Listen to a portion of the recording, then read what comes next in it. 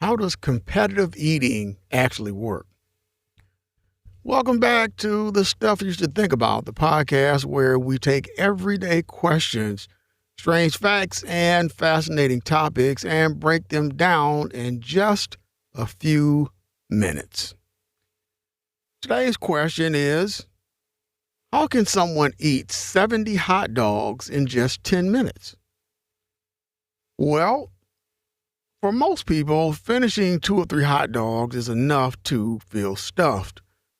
So, how is it possible for professional competitive eaters to consume dozens of them in the time it takes to watch a sitcom? It almost seems impossible, but it's actually a combination of biology, training, and mental toughness. Let's start with the stomach. Most people's stomachs comfortably hold about 1 liter of food and liquid. When you eat, your stomach stretches, sending signals to your brain that say you've had enough. That's what makes you feel full. Competitive eaters spend years training their stomachs to stretch much farther than normal. Some practice by drinking large amounts of water in short periods of time.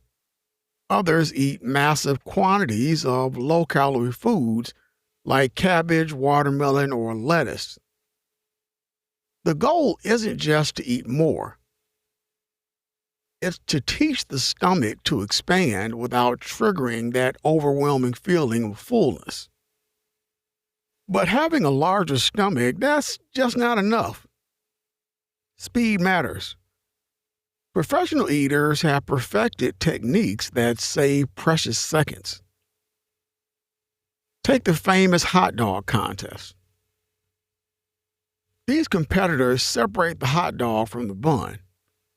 The hot dog is swallowed in just a few bites. The bun, they usually dunk it in water, making it soft enough to swallow almost instantly. It may look appetizing, but every second counts. Then there's chewing. Most people chew food until it's almost completely broken down. Competitive eaters do just enough chewing to make swallowing safe. The rest of the work is left to the digestive system. That saves time over the course of a contest. Breathing also becomes a challenge. Imagine trying to swallow food continuously while still getting enough air. Experienced competitors develop a rhythm that allows them to eat rapidly without choking. It's one of the reasons competitors who compete in eating contests usually have to take much more practice. Then there's the mental side. Your brain constantly tells you to stop eating. Not because your stomach is completely full, but because your body wants to protect itself. Competitive eaters train themselves to ignore those signals for the duration of the contest. Yeah, it's uncomfortable, sometimes extremely uncomfortable. Many describe it as pushing their body to absolute limits. One of the biggest names in the sport is Joey Chestnut. He won multiple hot dog eating championships by consuming numbers that seem almost unbelievable.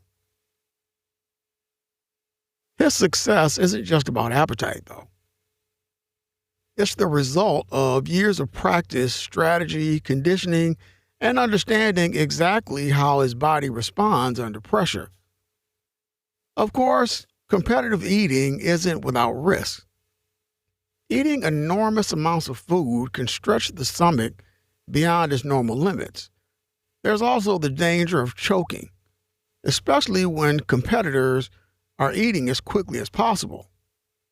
Over time, repeatedly forcing the stomach to expand may affect how it functions, although researchers are still studying the long-term effects.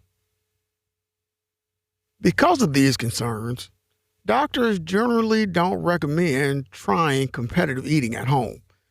Even professional competitors spend a great deal of time preparing safely.